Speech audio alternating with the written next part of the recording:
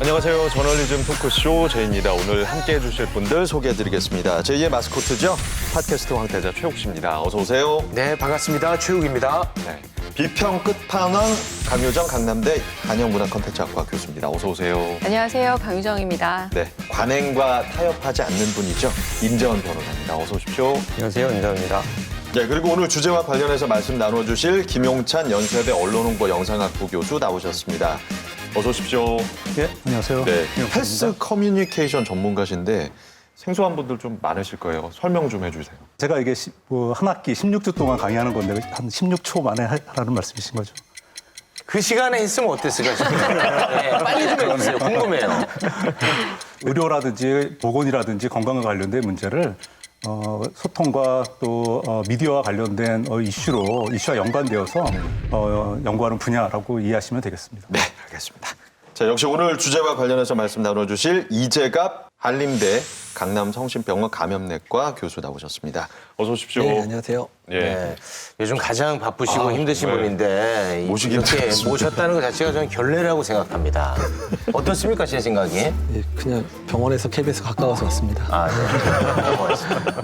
아니, 코로나19 그 진료도 병행하고 계시잖아요. 정말 바쁘실 것 같은데 네. 그 방송 출연을 특히나 또 굉장히 중요하게 생각하신다고 들었습니다. 감염병 위기 상황에서 정확한 정보 전달이 국민들한테 상당히 중요하기 때문에 또 여러 가지 잘못된 뉴스에 대한 교정하는 역할도 해야 되고 또한 국민들의 가장 필요한 부분이 어떤 것인지에 대한 상황 분석들도 해드려야 되기 때문에 그런 면 때문에 나오고 있습니다. 네, 오늘 나와주셔서 감사합니다. 자, 그럼 저널리즘 토크쇼 제이 본격적으로 시작하겠습니다. 이 방송은 KBS 1TV, 마이케이, 웨이브, 유튜브, 페이스북을 통해서도 만나보실 수 있습니다.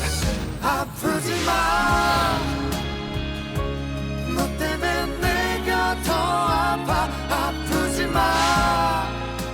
자, 신종 코로나 바이러스 사태가 새로운 국면을 맞았습니다. 이런 상황에서 우리 언론 어떤 모습을 보여주고 있는지 최근 보도를 중심으로 좀 살펴보도록 하겠습니다. 지난주 일요일이죠.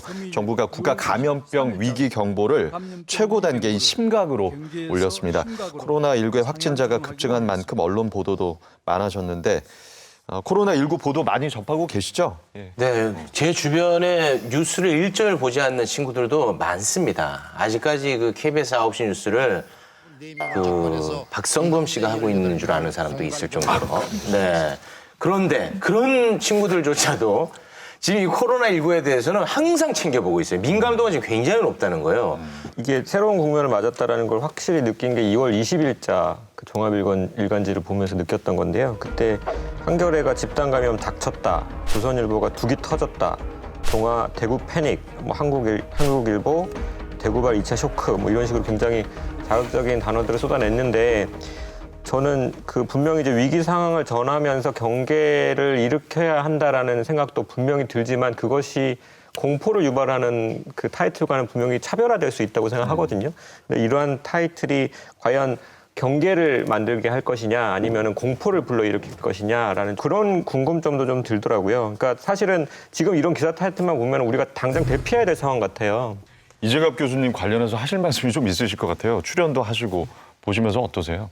일단은 이제 많은 뉴스들이 쏟아지는 부분은 뭐 당연히 국민들 관심이 많으니까 뭐 당연한 부분이라고 생각이 되는데 그러니까 그 부분들이 또 잘못된 노이즈로 작용하는 측면들이 상당히 많거든요. 기자분들과 전화를 받거나 그다음에 언론에 출연하면서 느끼는 것들이 뭐냐면 그러니까 이미 한번 다뤄져서 이미 그냥 해결이 된 가짜 뉴스라도 해결이 된 뉴스들이 있습니다. 근데 그게 일주일, 2주일 있다가 계속 똑같은 전화가 계속 와요. 그 부분을 다시 이슈화시켜서 자꾸 하니까 그 부분에 대해서 사람들한테 또 노출되는 사건들이 반복이 되거든요. 제가 웬만해서 화를 안 내는데 화를 내시는 거예요? 네, 화를 낼 수밖에 없게 만드는 기자분들이 상당히 많아요. 그래서 좀 그런 부분들은 일부러 이미 정리된 문제들을 계속 끄집어내는 그런 속성들도 좀 언론들이 조금 가라앉혀야 되지 않을까 생각이 듭니다. 지난 2월 19일이죠. 20명의 확진자가 발생한 게 언론 보도가 증가하는 분기점이 됐습니다. 언론이 먼저 대구라는 지역에 주목했어요. 보도에 대구 코로나 혹은 TK 코로나라는 용어를 사용했습니다. 심지어 지난 2월 21일 뉴스 자막에 서초구에 상륙한 대구 코로나 예, 저는 무슨 영화 부제목을 보는 듯한 그런 인상이었는데 이런 문구를 써서 또 논란이 됐습니다. 보셨죠? 예. 강 교수님. 저는 그냥 이게 대구에 계신 분들한테 얼마나 큰 고통과 한편으로는 불안을 더 가중시킬지에 대한 전혀 고려 없이 이걸 쓴다면 언론사와 그리고 소위 말하는 찌라시를 통해서 어떤 가짜 뉴스를 유포하는 대개의 평범하지만 혹은 좀 무책임한 시민들과 뭐가 다르냐. 언론의 좀 책임을 완전히 상실한 전 호명이라고 봅니다. 이 대구 코로나라고 하는 게 어떤 측면을 갖고 있냐 하면 굉장히 이게 서울 중심적인 이름 짓기거든요. 예를 들어 서울에서 발생했을 때는 우리가 이것을 서울 코로나라고 부르지 않았다라고 하는 것이죠. 물론 그때는 이제 뭐 확진자 숫자가 지금처럼 많지는 않았지만 그래서 이거 굉장히 이런 우리 사회가 갖고 있는 여러 가지 다양한 문제점들이 사실은 반영되어 있는 이름이라는 생각이 들었습니다. 대구 코로나라는 용어가 어디서 가장 먼저 사용이 된 겁니까? 이게 그 2월 20일 정부 보도자료에서 대구 코로나19 대응이라고 표기를 했습니다. 그런데 이게 이제 논란이 일자 정부에서는 내용을 축약하는 과정에서 있었던 분명한 실수다라고 사과를 했거든요. 근데 이제 중요한 게 아까도 잠깐 이제 나왔던 채널 A는 그 다음 날 방송입니다. 그 이후에도 이제 대구 코로나라고 언론에서 많이 사용하고 있다는 거, 이것이 이제 문제인 거죠. 좀 네. 약간 웃음이 나올 수밖에 없는 부분들이 있는데요. 가령 뉴시스 기사가 있습니다. 대구 코로나라는 대한민국 정부, 대구 시민들 분노했다라고 23일 날, 2월 23일 날 냈는데 돌아보니까 2월 21일 날 먼저 같은 기자에 대구 코로나19 확진자 남구 달서구 집중 멘붕이라는 표현까지 쓰면서 대구 코로나라는 표현을 이미 당신이 썼던 겁니다. 스스로. 유체이탈 화법인 거죠.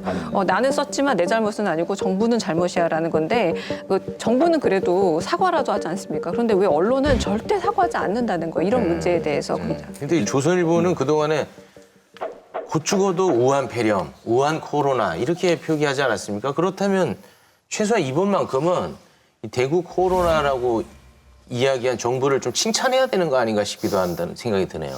네. 그러니까 말씀하셨듯이 조선일보가 보면 처음에는 이제 꾸준히 우한 폐렴이라고 하다가 얼마 전부터 우한 코로나라고 부르기 시작했고 그 명칭이 계속되고 있는데 네. 찾아보면 이제 9대 일간지 중에서 이 표현을 쓰는 데는 조선일보가 유일해 보여요.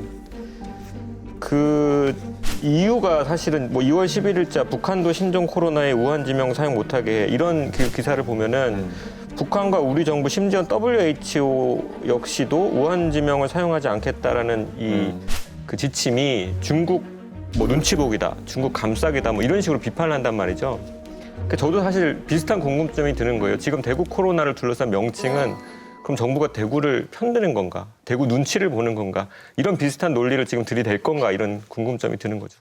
좀 인권적인 측면에서 우한에 지금 사람이 살고 계시고 앞으로도 살아갈 거고 그리고 우한에서 오신 분들도 있고 한국 교민들도 있습니다. 그런데 지금 대구 코로나로 얘기했을 때 가장 피해자가 대구에 사고 계시는 분인 것처럼 우한 코로나라고 이름을 붙였을 때 우한에 살아가는 사람들에 대한 전혀 인권적인 배려는 없다라는 문제도 이건 전혀 관계가 없는 거죠.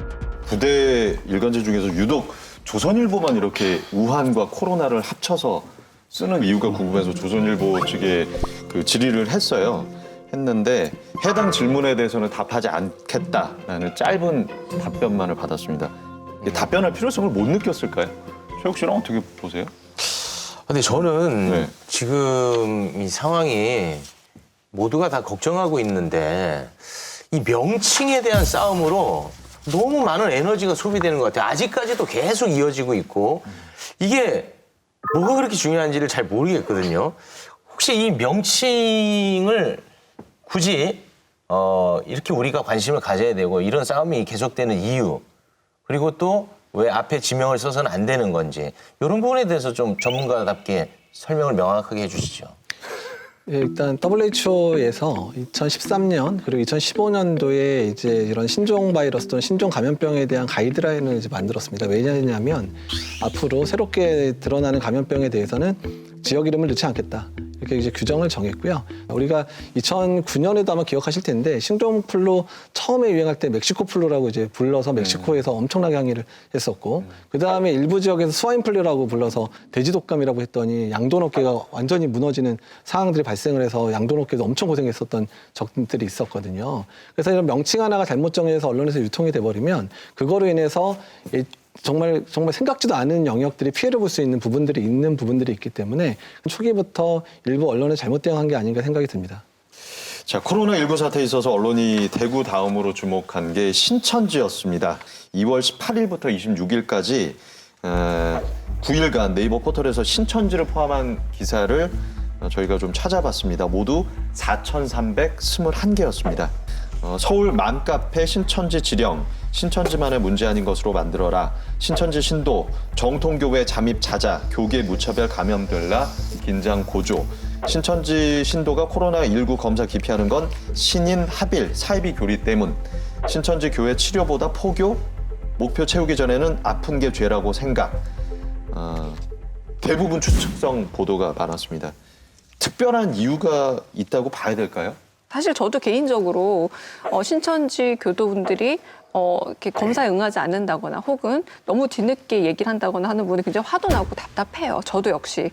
하지만 그 분노가 정보 공개에 응하지 않는 신천지에 대해서 좀 집중이 돼야지 그 부분에 대해서 좀 더 판단을 할 수 있는데 그 어떤 뭐 습관이라던가 혹은 정확하지 않은 그들이 무슨 생각을 가지고 있을 것이다라는 추측성 보도를 하는 것 자체가 이 이야기를 선정성 보도로 몰고 갈 확률이 너무 높고 저는 한편으로는 어떤 부분에 그분들의 어떤 태도에 있어서 분노에 마땅한 부분까지도 오히려 되려 불필요한 피해의식을 만들 수 있는 계기도 저는 될 수 있다고 생각하는 거예요.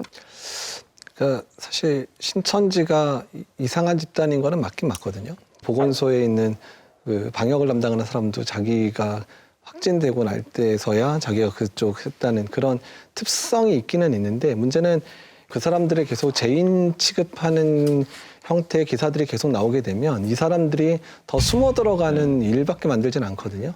해당되는 사람들은 계속 숨어 들어가는 결과가 되니까 방역적인 측면에서 가장 문제는 숨어 들어가기 시작하면 어떤 면으로 막을 수가 없게 됩니다. 지금 아무리 막 폐렴까지 막 발생했는데도 본인이 아닌 척하고 돌아다니기 시작하고 이래버리면 어떻게 할 방법이 없거든요. 그래서 그분들이 스스로 진료의 과정에 또 진단의 과정에 동참될 수 있는 부분들을 강조를 해주시는 부분들이 있어야 되기 때문에 여러모로 한쪽에서는 찾아내지만 한쪽에서는 그분들을 이제 좀 어떻게 해서든 어쨌든 나올 수 있도록 하는 그런 부분의 언급들이 좀 있었으면 어땠을까라는 그런 아쉬움이 있습니다. 사실 이런 경우에 이런 집단이 오히려 그 신념을 강화하는 그런 결과를 가져오는 경우가 굉장히 많거든요. 그래서 내부적으로 오히려 내부 결속력을 더 강화시킬 것이고 또 신념을 더 강화시킬 것이고 심지어는 포교를 안 할 것 같은데 오히려 전도를 더 열심히 하는 경우도 많습니다. 이런 부정적인 요소들을 고려하는 그런 기사가 되어야 될 텐데 지금까지 나오는 기사들을 보면 너무 악마화하는 그런 경향들을 노골적으로 보이기 때문에 조금 조심을 해야 될 거라는 생각을 하고 있습니다. 네. 자, 언론이 신천지 관련된 보도에만 치중해 있는 사이에 정작 이 신천지 못지않게 중요한 대남병원에 대한 보도는 많지 않았습니다. 경북 청도에 있는 대남병원 이미 100명이 넘는 사람이 집단 감염으로 확진 판정을 받고요. 지난달 22일부터 코호트 격리에 들어갔는데 대남병원에 처음 그 사망자가 발생한 다음 날이죠. 지난 2월 21일부터 4일간 네이버 포털의 기사량을 확인을 해봤습니다. 대남병원으로 검색했더니 475건이 나왔고요. 신천지로 검색을 했더니 1,410건의 기사가 검색이 됐습니다. 신천지 관련 검색어가 관련 검색 기사가 대남병원 관련 검색 기사보다 3배가 넘게 나왔어요. 언론은 대남병원을 어떻게 지금 보도하고 있다고 보십니까? 사실 지난 일요일에 대남병원 갔다 왔었거든요. 예. 근데 사실 너무 상황이 힘든 상황들인데, 그러니까 이제 이게 폐쇄봉동이다 보니까 사람들이 뭐 어떻게 그 안에 어떻게 바이러스 전파되는지 모르겠습니다. 근데 대남병원 기사들을 보게 되면 대남병원 자체 환자에 집중하는 게 아니라 대남병원에 간 이만희 대남병원이 종교적으로 연관된 사람들이 장례식장 가는 거 아니냐. 그래서 다 신천지와 연관돼 있는 기사만 뜨지 그 안에 있는 환자들에 대한 정보들은 거의 뜨지 않았거든요. 근데 그러니까 이분들이 이제 중증 폐렴인 환자들이 상당수가 지금 이미 안에 있는데 전원이 잘 안 되고 있는 이유 중에 하나가 뭐냐면 이게 정신질환이 있기 때문에 단순히 그 폐렴에 대한 이런 코로나 바이러스 감염에 의한 그런 폐렴이나 이런 것만 치료해서 환자분들이 되는 게 아니라 그분들의 행동 조정이나 이런 분들이 상당히 어려우니까 전원받는 병원들 자체도 너무 어려운 환자인 거예요.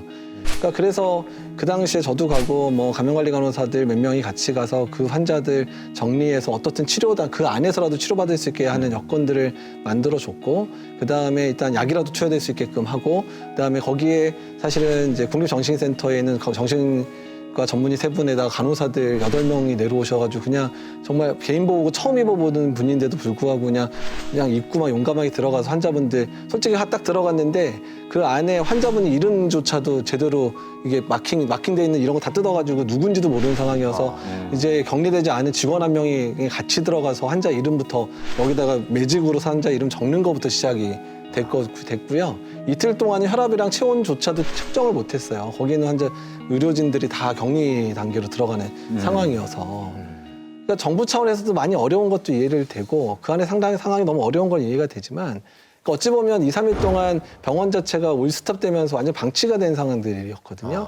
사실 말씀해 주신 그런 부분들을 언론이 취재를 하고 그런 과정들을 사실 보도를 해야 되는 건데 전혀 안 되고 있다라고 지금 느끼고 계신 거죠? 주변에 있는 많은 도움의 손길들이 필요하고 여론적으로라도 몰아서 그분의 안에 있는 분들을 빨리 도와줘야 된다는 식으로 넘어갔어야 되는 이미 그쪽으로 기사가 넘어갔어야 되는데 그냥 계속 뭐 신천지 이런 식으로 반복이 되는 문제들이 있었어서 그래서 우리 안에 이렇게 소외된 분들에 대한 배려들이 너무 없던 게 아닌가 생각이 듭니다. 지금까지도 알려진 그 사망자 중에 상당수가 그 병원에서 있었고 또 정신질환 병동에서 나왔잖아요. 근데 사실 좀 의아하게 생각해야 될 부분이 코로나19가 완치도 많이 되고 있고 이 바이러스 자체만으로는 그렇게 크게 치명적이진 않다. 다만 이제 기저질환이 있다거나 신체적으로 쇠약한 분들이 한테는 이제 치명적일 수 있다라고 알려져 있죠. 그런데 이분들은 정신질환 환자들이었단 말이죠. 그런데 왜 그렇게 신체적으로는 오히려 건강할 수 있었던 분들이 오히려 왜 그럴까? 이거는 시설 문제거든요. 사회적 재난은 그때까지 가시화되지 않았던 어떤 구조적인 문제를 분명히 드러내는 부분이 있는데 이 청도대남병원에서 있었던 이 비극은 우리가 이제까지 어쩌면 알지 못했던 구조를 분명하게 드러내고 있어요. 정신질환 장애인, 정신질환 환자들을 우리 사회가 치료라는 이름으로 격리 감금해왔다. 그럼 이 현상을 사실 우리는 알아야 됐던 거죠.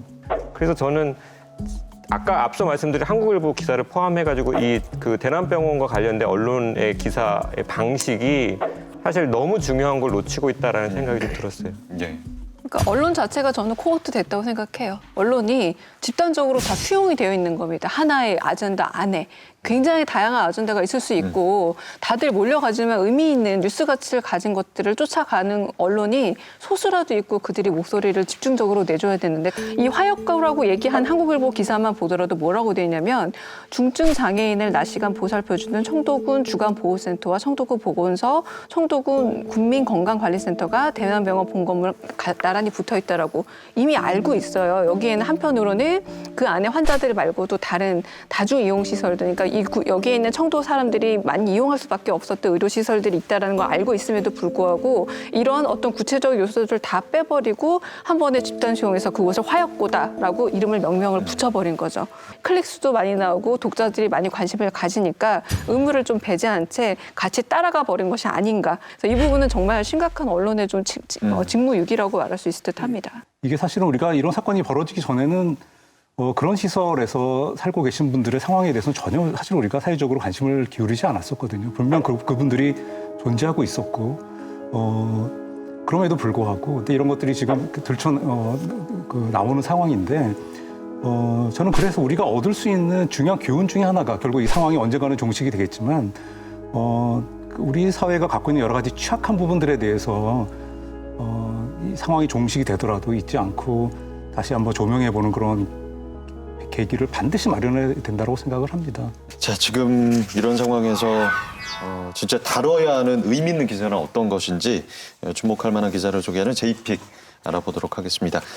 대구 경남 지역의 확진자가 급증을 했습니다. 그만큼 해당 지역의 의료 환경에도 좀 관심이 갈 수밖에 없는 상황인데 그런 상황에서 코로나19로 인해서 병원의 도움을 제대로 받을 수 없는 일반 환자의 상황 잘 보여주는 보도입니다.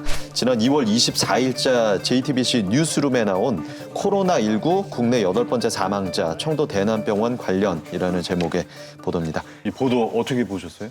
저한테도 정신병동이라는 이미지가 굉장히 강하고 그래서 말 그대로 이번에 신종 코로나에 너무 감염에 취약했다라고만 아주 일방적인 이미지만 전달이 되다 보니 그 안에 다양한 환자가 있을 수 있다는 거. 병원을 계속해서 내원을 했다거나 아니면 그곳에 입원을 해 계셨을 텐데 그분들이 어떤 차후 진료를 받을 것인지에 대해서 언론이 무관심했다는 거죠. 뭐냐면 대개 사람들이 몰려가는 뉴스들에만 따라가서 같은 뉴스를 계속 반복하기 때문에 정작 다뤄야 될 중요한 문제를 놓치고 있다는 걸 이 리포트를 통해서 좀 알 수 있습니다. 네. 어떤 대상화, 타자화를 통해서 이것이 마치 사건의 원인인 것처럼 아니면은 지금 발생하고 있는 문제 그 자체인 것처럼 하지 않고 사실은 이 병원 안에 있는 환자, 이미 사망하신 분들, 그분들이 피해자다라는 것을 얘기를 해주는 리포트였다라는 생각이 들어요. 우리가 사실은 들었어야 할 목소리가 이런 부분이었던 거죠. 자, 그래서 저희 취재진이 경북 청도의 대남병원 현장 취재가 힘들다고 저희가 좀 판단을 했거든요. 그래서 전화로 팩트 체크를 좀 해봤습니다. 잠깐 보시죠.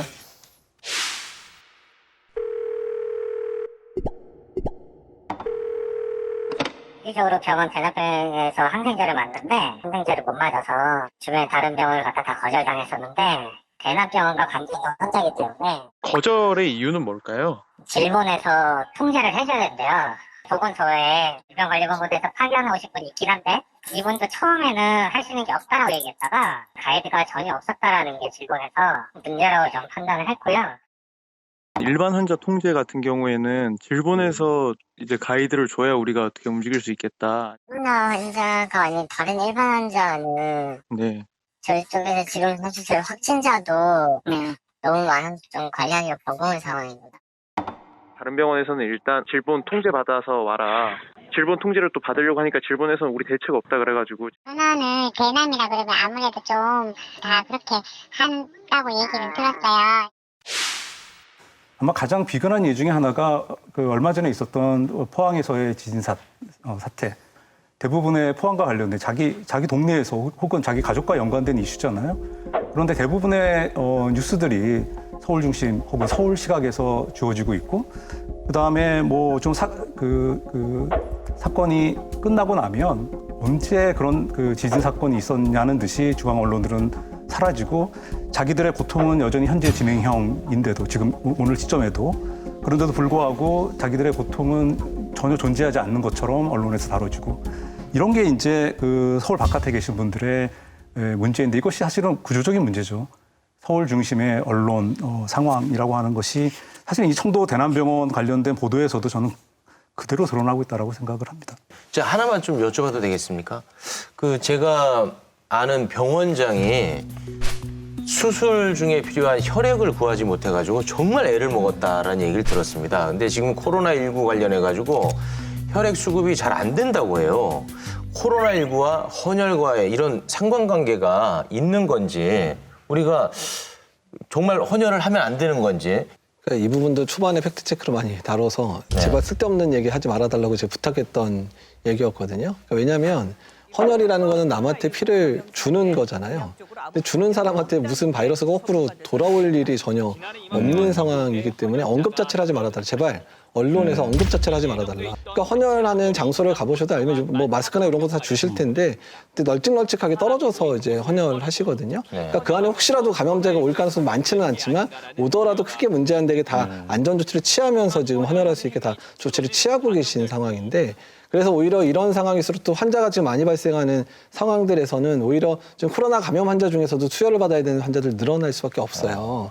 그리고 그다음에 일반적인 진료 자체가 좀 잘 안 되는 대구 지역 같은 경우는 이런 응급 환자도 잘 수용이 안 되는 상황들이 발생했는데 게다가 만약에 혈액까지 공급이 부족하면 정말로 정말 교통사고 당한 분들이나 외상 당하신 분들 사망할 가능성이 상당히 높아지는 분들이 있어서 오히려 이럴 때는 헌혈에 대한 캠페인들을 더 벌여야 될 상황들이거든요. 그래서 언론이 쓸데없는 팩트체크를 하는 것보다는 오히려 이런 부분들의 이슈화된 것들을 잘 얘기해서 오히려 지금이 헌혈할 때다라는 캠페인을 해줘야 되는 상황이라 생각이 듭니다. 네. 그 교수님 근데 언급해가지고 바로 잡을 필요는 있을 것 네, 같아요. 그러니까 다뤄주시는 분은 감사드린데. 질문한 사람 무한하게 형 언급도 하지 말라고 하세요. 네. 그러니까 초반에 그랬던 얘기죠. 네, 그 부분이 언급되면 안 되는 상황에서. 근데 지금은 헌혈이 많이 줄었으니까. 아, 진짜 많이 줄었나 보더라고요. 그러니까 헌혈에 대한 부분들, 그러니까 말씀드린 거는 그 부분을 다뤄달라는 부분이고 초반에는 그런 언급조차 없었고 헌혈이 줄지도 않았는데 그 얘기가 막 나오기 시작해가지고 그게 영향을 줬거든요. 위기 경보가 최고 수준인 심각 단계인 것만으로도 국정 책임자로서 대통령과 정부가 책임을 피할 수는 없겠죠. 이럴 때 언론은 그 책임을 제대로 비판하고 있는지 좀 살펴보도록 하겠습니다. 지난 2월 24일자 중앙일보 일면 탑으로 이례적으로 사설을 실었습니다. 중국에서 오는 외국인 입국 전면 금지하라라는 제목의 사설이었는데요. 내용을 좀 소개해드리죠. 중국 정부의 눈치를 보며 우물쭈물하다가 골든타임을 놓친 문재인 정부와 방역 실패가 혹독한 대가를 초래한 것이다. 정부가 더 큰 희생이 나기 전에 방역의 기본, 즉 유입 차단에 나서야 한다. 이제라도 중국에서 들어오는 외국인의 입국을 전면 금지해야 한다는 요지의 사설이었습니다. 같은 날 중앙일보가 또 다른 사설에서 코로나 최고 숙주는 문재인 정부의 중국 눈치 보기다라는 사설을 싣기도 했습니다. 사실 이 중국 입국 금지령 코로나19 초기부터 계속 나왔던 주장입니다. 이게 실효성 있는 비판인지 어떻게 보십니까?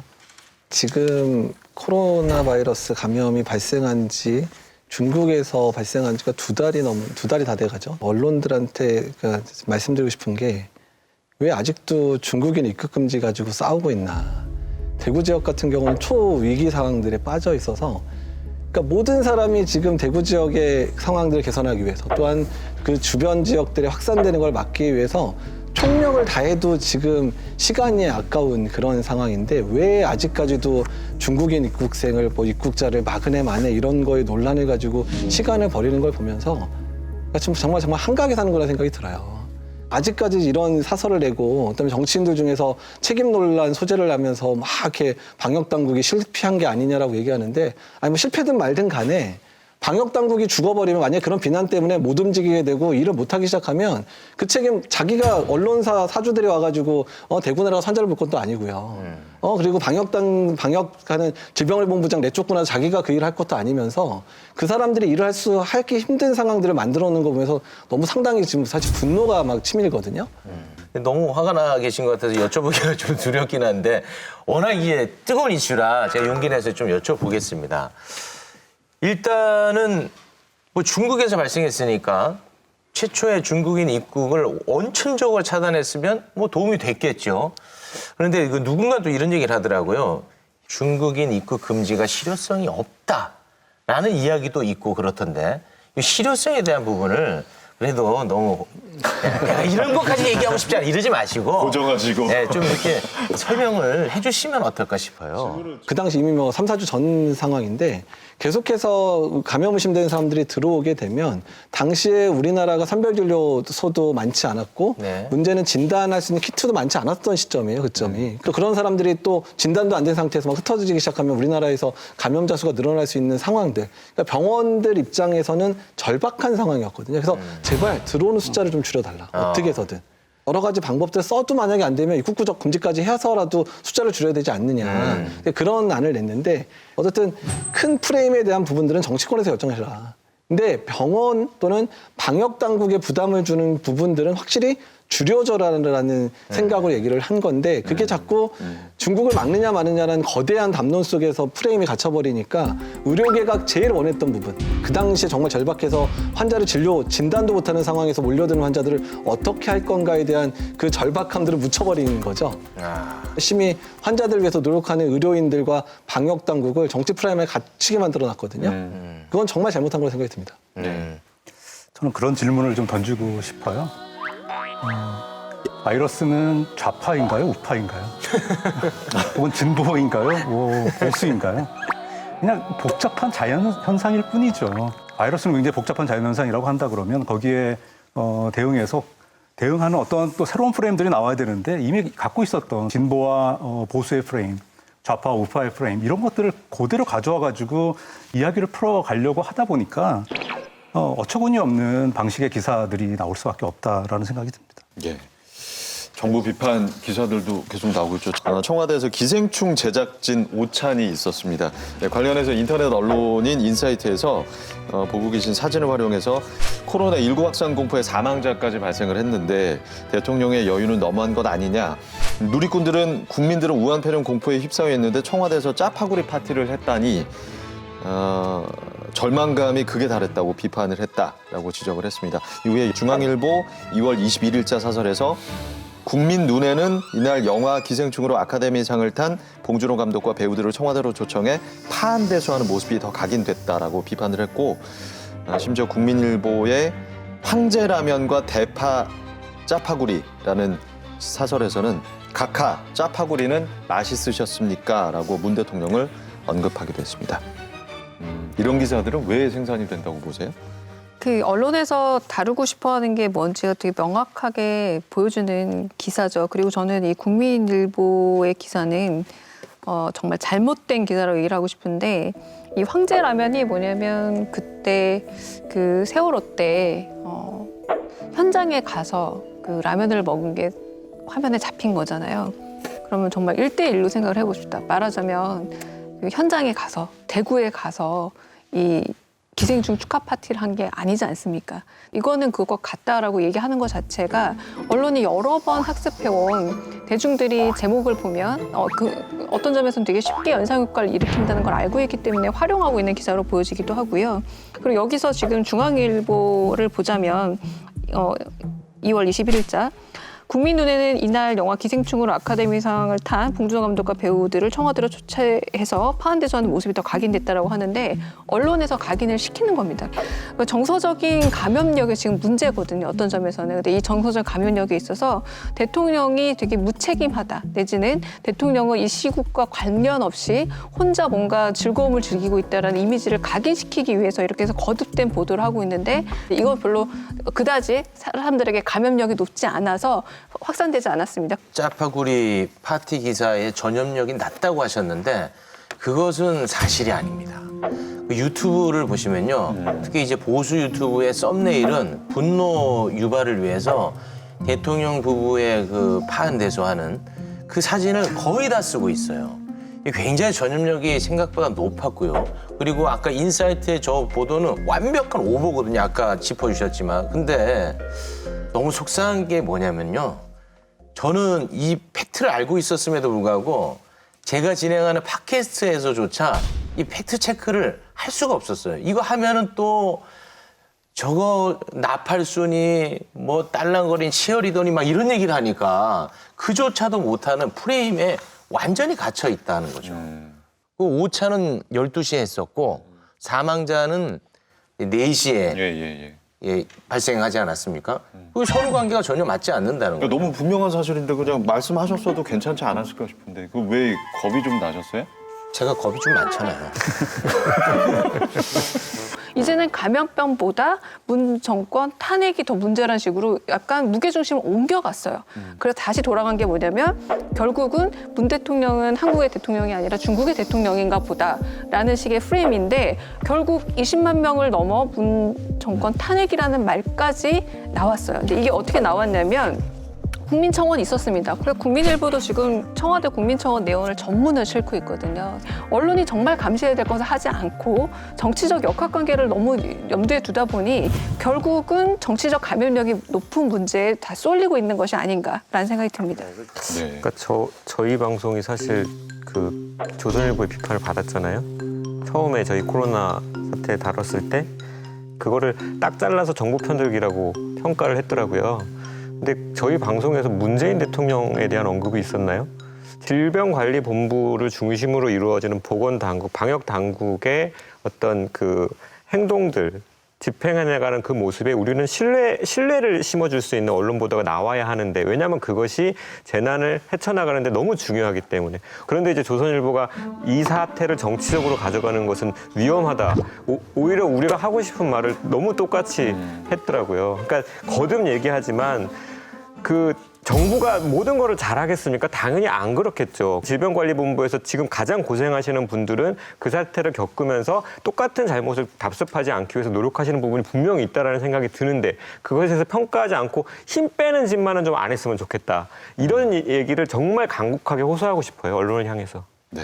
이거는 뭐 뉴스가 문제인지 그 당의 문제인지는 모르겠는데 네. 이제 봉쇄 정책 얘기가 나왔잖아요. 그래서 그러니까 정치인들한테 부탁드리고 싶은 부분하고 언론에 부탁드리고 싶은 부분인데 계속 그 단어 사용에 대한 부분들 정말 주의를 해야 되거든요. 그러니까 사실 영어 단어를 그냥 번역을 하면 봉쇄가 맞아요. 그러니까 그 전략 뭐 이런 확산 차단하는 게 봉쇄가 맞는데 근데 우리나라에서의 봉쇄라고 얘기하면 이건 뭔가 가득 꽉 막아놓고 그냥 움직이지도 못해. 네. 대구 안 돼. 그냥 예전에 지금 중국에서 우한 그냥 완전히 탱크로 그냥 뭐 밀고 막 흙벽 쌓아가지고 길 막고 이런 거를 상상할 수 있는 단어 사용을 공당에서 사용을 하고 그거를 또 언론에서 프레임으로 만들어가지고 아주 그냥 뭐 난리를 치면서 그냥 확 뛰어나가지고 오히려 대구에 있는 분들을 더 불안하게 만드는 상황들이 됐거든요. 그러니까 사실 그런 상황에서 그 당이 만약에 말실수를 했더라도 언론 차원에서 그 말은 그 뜻이 아니기 때문에 대구 시민들은 안심하십시오 이렇게 갔어야 되는데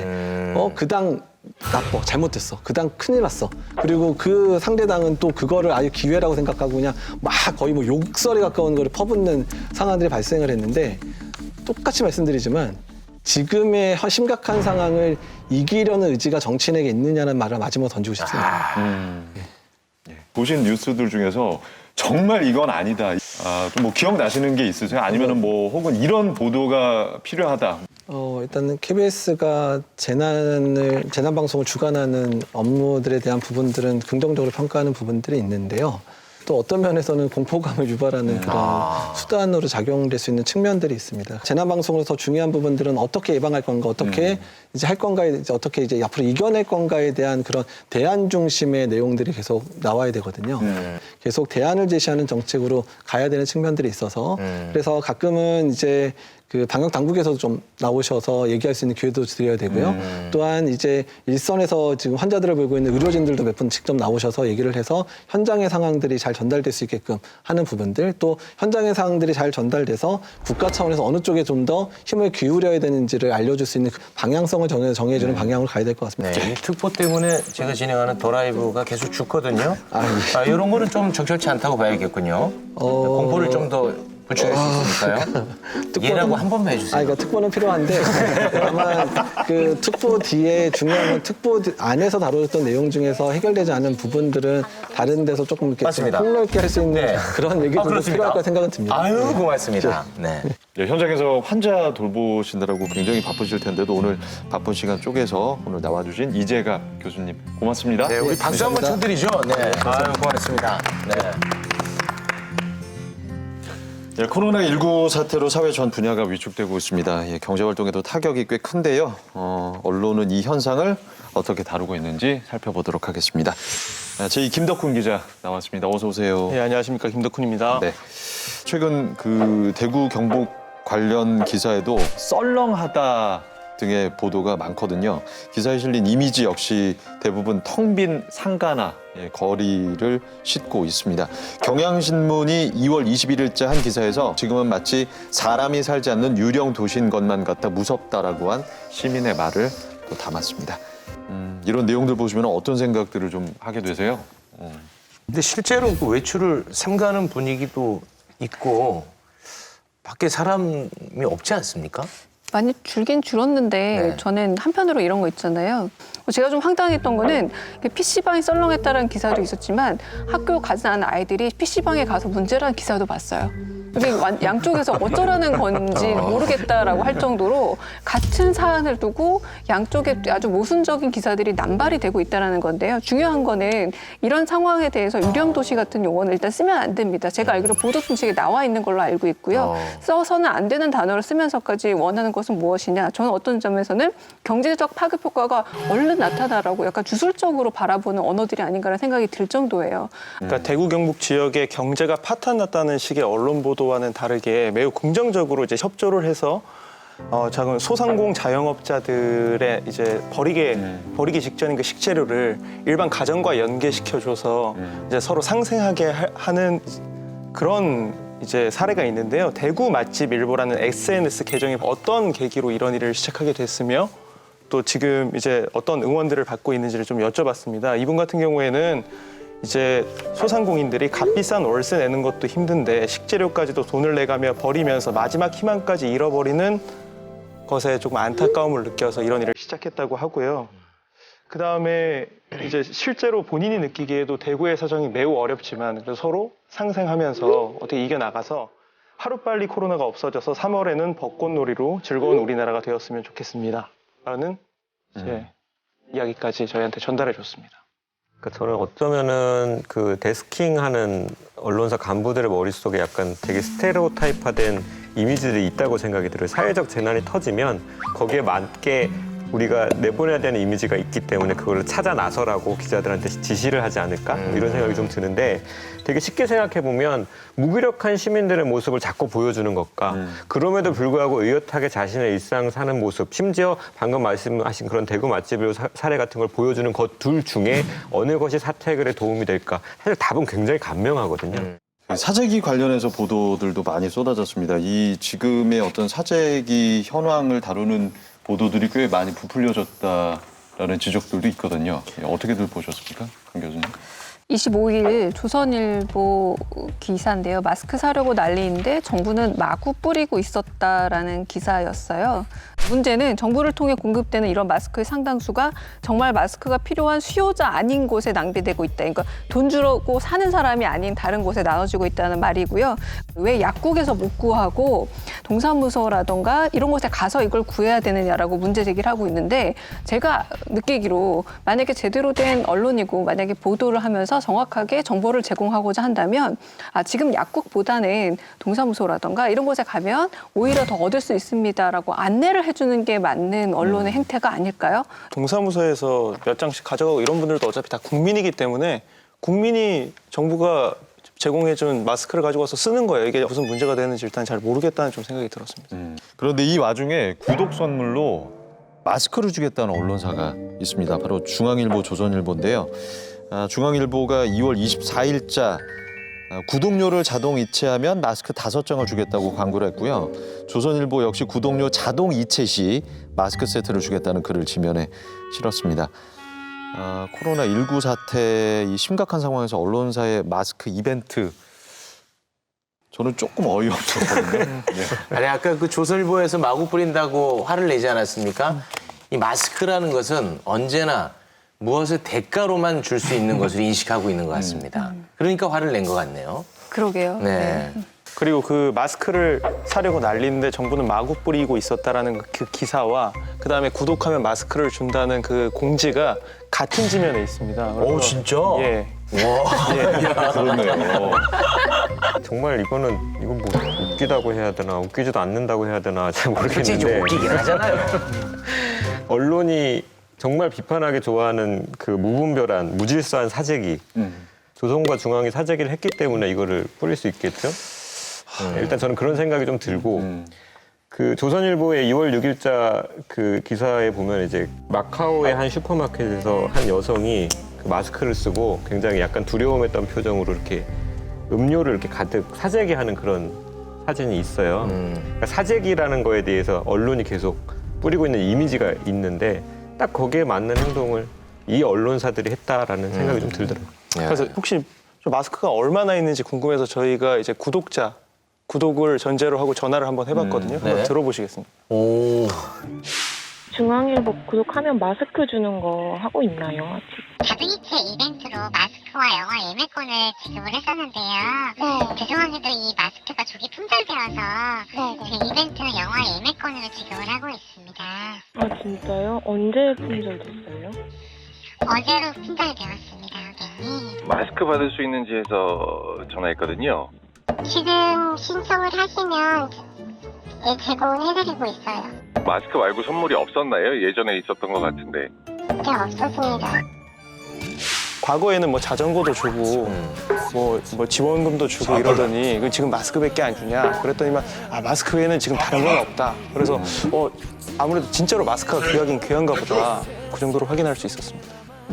기사 타이틀로 공포감을 잔뜩 불어일으킨 다음에 그 공포감에 휩싸인 대중한테 마스크를 줄 테니 우리 제품 사주세요. 굉장히 나쁜 마케팅이죠. 예, 지금과 같은 위기 상황에서는 재난방송 주간 방송사인 KBS의 또 책임과 역할이 꽤 크고 무겁습니다. 그렇다면 KBS는 코로나19 사태를 어떻게 보도하고 있는지 좀 살펴보도록 할게요. KBS는 일찌감치 코로나19 확산을 막기 위한 비상방송 체제로 전환을 했습니다. 수시 편성했던 뉴스 특보를 상시 편성 수준으로 확대 편성을 해서 코로나 예방법 현황 등을 알려드리고 있는데요. 최욱 씨가 KBS의 아들이잖아요. 저희 아버지는 최정주 씨인데요? 뭐 KBS의 아들입니까? 본인. 무슨 말씀이세요? 저는 MBC 당장이라도 갑니다. 그러니까 이렇게 시큰둥한 이유가 지금 KBS가 특보 체제로 돌입하면서 본인 방송이 재정적으로 가장 손해를 보고 있는 분이 이제 최욱 씨거든요. 더 라이브가 계속 죽어요, 특보 때문에. 너무 열심히 하는 것 같아요, KBS. 사실 이제 지난번 산불 사고 때 KBS가 한번 좀 혼나지 않았습니까? 그때를 이제 거울로 삼아서 굉장히 열심히 하는 것 같아요. 이제 KBS 같은 경우에는 재난방송 주관사의 임무가 법적으로 정해져 있는데요. 재난방송 및 민방위 경보 방송의 실시에 관한 기준 제5조를 보면 주간방송사의 임무를 재난을 예방하고 또 수습과 복구 효율성을 높이기 위해 재난방송을 해야 한다고 명시를 하고 있습니다. 코로나19 사태 관련해서 보도를 좀 적절하게 잘 하고 있는 건가요? 제가 보기에도 속보는 많고 바로바로 전달되는 측면이 있다, 정보가. 하지만 이것이 조각조각 보여지다 보니까 전체 상황에 대한 어떤 통합적인 이해를 하기 부족하다라는 면이 좀 있었고, 저는 약간 이제 그런 생각이 들더라고요. 지금 상황 어떻지? 알고 싶을 때 뭐 포털창에다가 검색하는 게 아니라 그냥 딱 어디 들어가면 돼라고 할 수 있는 통합정보센터와 같은 곳을 KBS가 마련을 해주면 좋겠다. 실제로 과거 KBS 재난 보도가 어떤 식으로 이루어졌는지 분석한 보고서가 있다고 하는데, 김용찬 교수님 어떤 보고서인가요, 이게? 네, 그 2018년도에 이제 발표된 보고서인데요. 그 학술지에 실린 논문인데 지카 바이러스에 대한 이제 KBS 보도 양과 프레임을 분석을 한 것이죠. 결과를 보면 재난에 대한 단순 사실을 보도하는 게 거의 절반에 가깝습니다. 지금 거의 44% 정도를 차지한다고 나오고 있으니까요. 심층적인 혹은 그것과 연관된 그런 이슈들을 설명하기보다는 그냥 중계방송식으로 매일매일 혹은 그때그때 벌어지고 있는 일들을 전하는 것에만 이제 급급하다 보니까 보는 시청자들도 아마 의도한 것은 아니겠지만 굉장히 어떤 긴박한 어떤 감정 이런 것들을 느끼게 될 수밖에 없다라고 하는 것이죠.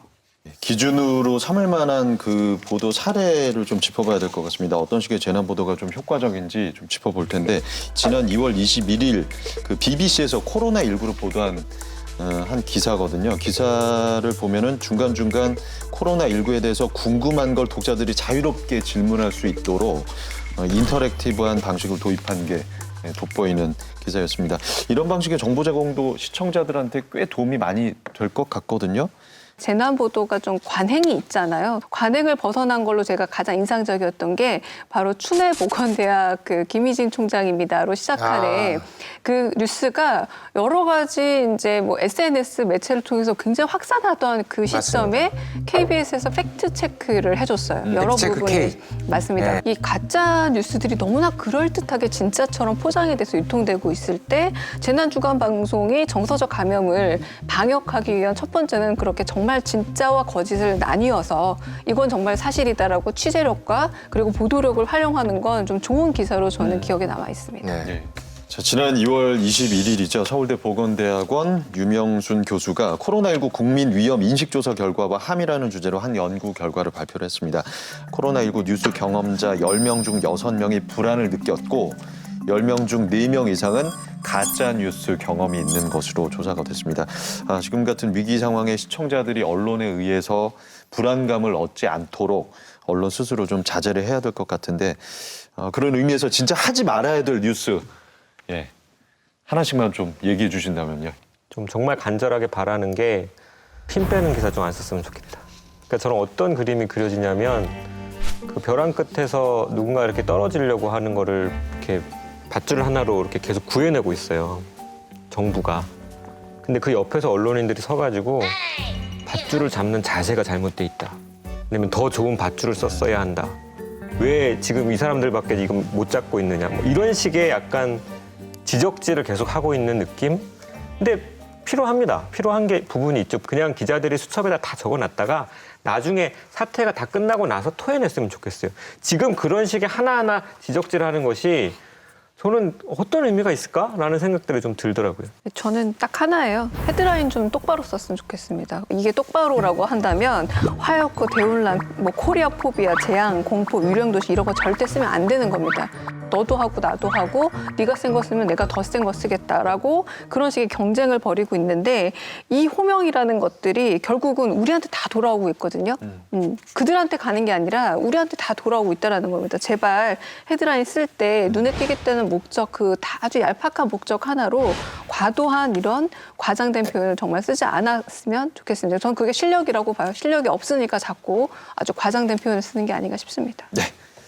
재난 상황에서 이제 언론 보도가 정말 신경 써야 되는 것 중에 하나는 사실 뭐 평상시에도 마찬가지긴 하지만 자기가 보도하는 내용이 가져올 수 있는 어떤 사회적인 그 임팩트, 효과 이런 것들에 대해서 계속해서 실시간으로 신경을 쓰면서 기사가 나와야 되거든요. 왜냐하면 이게 평상시와는 달리 이 위기 상황에서는 우리가 좀 하루 달리 상황들이 변하는 것을 우리가 경험을 하고 있는데 워딩 하나, 그러니까 단어 하나 혹은 어떤 문장 하나가 만들어낼 수 있는 효과가 바로바로 나타날 수 있는 상황이거든요. 그래서 여러 단계에서 정말로 지금이야말로 언론의 게이트키핑 기능이 확실하게 작동을 해야 되는 상황인 것이죠. 네. 자, 저널리즘 토크쇼 저희 오늘 준비한 내용은 여기까지입니다. 오늘 함께해 주신 김용찬 교수님 고맙습니다. 네.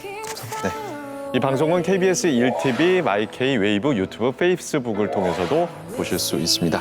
언론 개혁 끝까지 함께하겠습니다. 다음 주 일요일 밤 9시 40분에 다시 뵙겠습니다. 고맙습니다.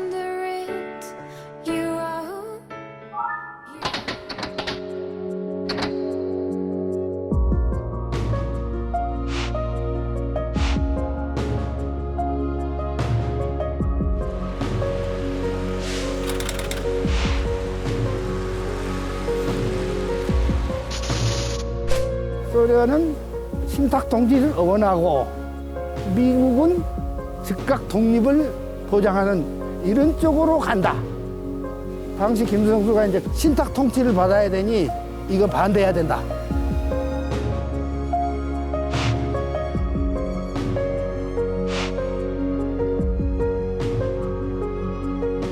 미국은 몇십 년 신탁 통치 기간을 두자. 이런 식으로 결론이 나고 완전한 오버를 한 거죠.